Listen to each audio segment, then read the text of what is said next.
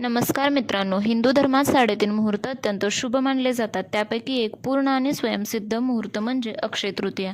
2026 मध्ये अक्षय तृतीया 19 एप्रिल रोजी असून हिंदू पंचांगानुसार वैशाख शुद्ध तृतीयेला हा सण साजरा केला जातो, जो 3.5 मुहूर्तापैकी एक पूर्ण मुहूर्त मानला जातो. अक्षय तृतीया म्हणजे ज्याचा कधीही क्षय होत नाही, जे कधीही संपत नाही. आजच्या या विशेष व्हिडिओमध्ये आपण जाणून घेणार आहोत की या दिवसाला इतके धार्मिक महत्त्व का आहे, यामागे कोणत्या पौराणिक कथा दडल्या आहेत आणि या दिवशी कोणते उपाय केल्याने आपल्या जीवनात सुख समृद्धी अक्षय राहते.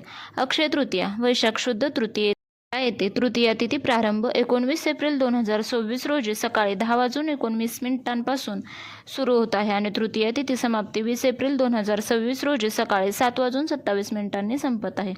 पूजा मुहूर्त हा 19 एप्रिल रोजी सकाळी 10:49 ते दुपारी 12:21 पूजेसाठी अत्यंत शुभ वेळ आहे.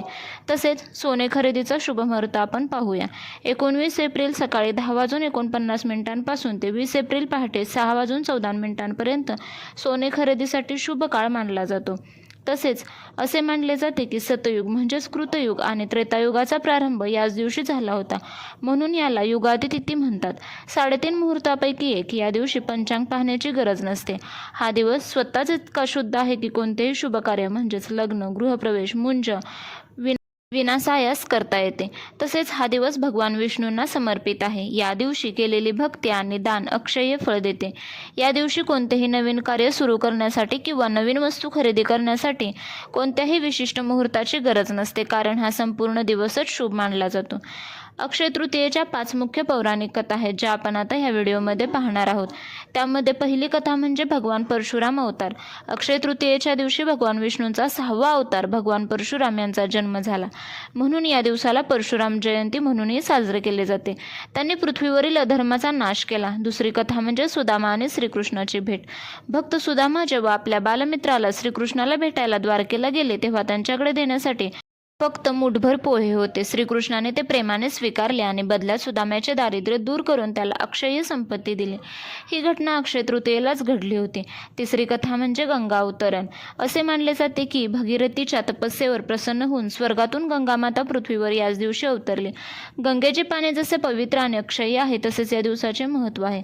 चौथी कथा पाहूया, ती म्हणजे अक्षय पात्राने. द्रौपदी वनवासात असताना पांडवांकडे अन्नाची कमतरता होती, तेव्हा भगवान श्रीकृष्णाने द्रौपदीला अक्षय पात्र दिले होते, ज्यातील अन्न कधीही संपत नसे. असे पात्र अक्षय तृतीयेलाच प्राप्त झाले होते. पाचवी कथा पाहूया, ते म्हणजे वेदाभ्यासाने महाभारताचे लेखन. असे म्हटले जाते की महर्षी व्यासांनी महाभारताचे लेखन करायला गणपतीच्या साह्याने याच दिवशी सुरुवात केली होती. या दिवशी काय करावे? या दिवशी विधी आणि परंपरानुसार दानाला खूप महत्त्व आहे. या दिवशी जलदान म्हणजेच पाण्याचे रांजण दान करणे सर्वात मोठे मानले जाते. यासोबतच सातू, छत्री, पादत्राणे आणि अन्नदान करावे. तसेच सोने खरेदी. अक्षय म्हणजे वाढणारे. या दिवशी सोने किंवा चांदी खरेदी केल्याने घरात लक्ष्मीचा कायमचा वास राहतो, अशी श्रद्धा आहे.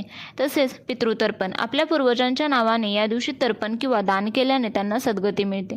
तसेच शेतकरी या दिवशी नवीन हंगामाची किंवा पेरणीची तयारी करतात, ज्याला अक्षय तृतीया मुहूर्त म्हणतात. वैशाख महिन्यात सूर्य आपल्या उच्च राशीत म्हणजेच मेष राशीत असतो आणि चंद्र देखील बलवान असतो आणि मनाला सकारात्मक ऊर्जा मिळते. उन्हाळ्याच्या तीव्रतेत पाणी आणि थंड पदार्थांचे दान करणे हे सामाजिक आरोग्याच्या दृष्टीनेही महत्त्वाचे आहे. तसेच अन्नपूर्णा मातेचा जन्म. असे मानले जाते की अक्षय तृतीयेच्या दिवशीच देवी अन्नपूर्णा प्रकट झाली होती. भगवान शिवाने देखील पृथ्वीवरील जीवांच्या कल्याणासाठी आणि अन्नाची कमतरता भासू नये म्हणून देवी अन्नपूर्णेकडे भिक्षा मागितली होती. म्हणूनच या दिवशी घरामध्ये अन्नदान करणे आणि स्वयंपाकघराची पूजा करणे खूप शुभ मानले जाते.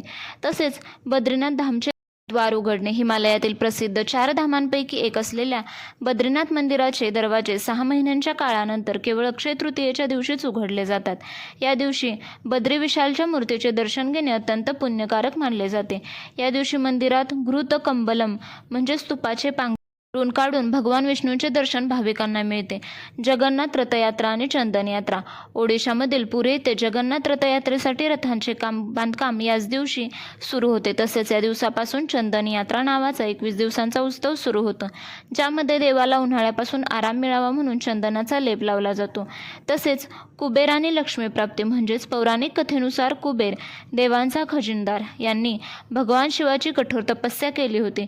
शिव प्रसन्न झाले आणि त्यांनी कुबेराला अक्षय तृतीयेच्या दिवशी लक्ष्मीची उपासना करण्यास सांगितले. लक्ष्मीच्या कृपेने कुबेराकडे अक्षय संपत्ती आली, म्हणूनच या दिवशी लक्ष्मी कुबेराची पूजा केली जाते.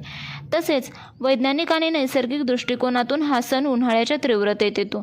या काळात आपल्या शरीरात थंड पाण्याची आणि अन्नाची गरज असते. म्हणूनच जुन्या काळापासून या दिवशी मातीचे माठ दान करण्याची प्रथा आहे. तसेच पानपोई सुरू करणे किंवा तहानलेल्यांना पाणी पाजणे हे मोठे पुण्य मानले जाते. तसेच सातवा म्हणजेच सातूचे पीठ आणि गुळ खाल्ल्याने शरीराला थंडावा मिळतो, म्हणून त्याचे सेवन आणि दान केले जाते.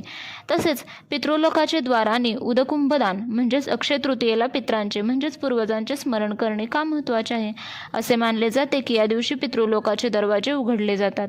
वैशाख महिना अत्यंत उष्ण असतो, म्हणून आपल्या पूर्वजांना तृप्त करण्यासाठी उदकुंभ म्हणजेच पाण्याने भरलेला मातीचा घडा दान करण्याची प्रथा आहे. हा घडा दान करताना त्यात काळे तीळ, चंदन आणि फूल टाकले जाते. यामुळे पूर्वजांचे आशीर्वाद मिळून घरातील अडथळे दूर होतात. महाराष्ट्रातील आखाजी आणि गौरी अक्षय, खानदेशात उत्तर महाराष्ट्रात अक्षय तृतीयेला आखाजी म्हणतात. येथे हा सण केवळ धार्मिक नसून तो सामाजिक उत्सवासारखा असतो. घरोघरी पुरणपोळी आणि आमरस केला जातो. महत्त्वाचे म्हणजे लेकी सुना या दिवशी माहेरी येतात.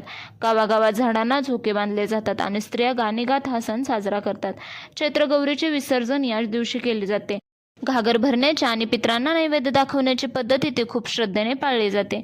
विष्णू, लक्ष्मी आणि कमळ, ज्योतिषशास्त्रानुसार या दिवशी लक्ष्मीची कृपा मिळवण्यासाठी काही खास उपाय केले जातात. कमळगट्टा, लक्ष्मीला कमळाची फुले अत्यंत प्रिय आहेत. या दिवशी कमळगट्ट्याची माळ किंवा कमळाचे फूल अर्पण केल्यास आर्थिक चणचण दूर होते. तसेच घरात धनवृद्धी व्हावी म्हणून या दिवशी 11 पिवळ्या कवड्यांची पूजा करून त्या तिजोरीत ठेवल्या जातात. अक्षय तृतीयेला काय खरेदी करावे? लोकांना वाटते की फक्त सोनेच खरेदी करावे, पण शास्त्रानुसार इतरही काही गोष्टी अक्षय फळ देतात. त्यामध्ये धान्य, गहू, तांदूळ किंवा सातू खरेदी करणे हे अन्नाची बरकत टिकवून ठेवते. तसेच नवीन मालमत्तेचे व्यवहार करण्यासाठी म्हणजे जमीन किंवा वाहन हा सर्वात मोठा मुहूर्त आहे. तसेच या दिवशी लावलेले झाड अक्षय फळ देते आणि निसर्गाचे रक्षण करते. तर रसिक प्रेक्षकांनो, आज आपण अक्षय तृतीयेच्या या पावन पर्वाचा प्रवास केला. आपण पाहिले की हा दिवस केवळ कॅलेंडरवरील एक तारीख नाही, तर तो आपल्या समृद्ध संस्कृतीचा, अढळ श्रद्धेचा आणि कधी न संपणाऱ्या अक्षय ऊर्जेचा उत्सव आहे. भगवान परशुरामांचे तेज, सुदाम्याची निस्वार्थ भक्ती, द्रौपदीचे अक्षय पात्र आणि भागीरथाची अपार जिद्द या सर्व कथा आपल्याला एकच शिकवण देतात की जेव्हा आपण सत्याच्या आणि धर्माच्या मार्गावर चालतो तेव्हा ईश्वरी कृपा आपल्या पाठीशी अक्षय राहते. अक्षय तृतीयेचा खरा संदेश. मित्रांनो, आजच्या या धावपळीच्या युगात आपण अक्षय या शब्दाचा अर्थ फक्त सोने खरेदी किंवा संपत्ती असा मर्यादित केला आहे. पण खऱ्या अर्थाने अक्षय काय आहे? आपले सत्कर्म जे आपण दुसऱ्याला देतो तेच आपल्याकडे परत येते. आपले ज्ञान जे वाटल्याने कधीही कमी होत नाही. आपले नाते जे विश्वासाने आणि प्रेमाने टिकून राहते. या अक्षय तृतीयेला जेव्हा तुम्ही सोन्याची एखादी वस्तू खरेदी कराल किंवा देवाची पूजा कराल तेव्हा एक छोटासा संकल्प नक्की करा. शक्य असेल तर कोणा एका भुकेल्याला अन्न द्या, तहानलेल्याला पाणी द्या किंवा एखाद्या गरजूला मदत करा. कारण शास्त्रात म्हटलं आहे की या दिवशी दिलेलं दान हे अत्यंत जन्मापर्यंत तुमच्या सोबत राहतं. ते कधीही संपत नाही, त्याच्यात कधीही अक्षय होत नाही. तुम्हाला हा आमचा अक्षय तृतीयेचा सविस्तर प्रवास कसा वाटला? यातील कोणती पौराणिक कथा तुम्हाला सर्वात जास्त भावली? आणि यावर्षी तुम्ही कोणता अक्षय संकल्प करणार आहात? कमेंट बॉक्समध्ये नक्की सांगा. धार्मिक आणि सांस्कृतिक माहितीसाठी चॅनलला सबस्क्राईब करा. पुन्हा भेटूया अशाच एका नवीन विषयावर चर्चा करण्यासाठी. तोपर्यंत आनंदी राहा, सत्कर्म करत राहा. तुम्हा सर्वांना अक्षय तृतीयेच्या मनापासून हार्दिक शुभेच्छा. ओम नमो भगवते वासुदेवाय नमः. धन्यवाद.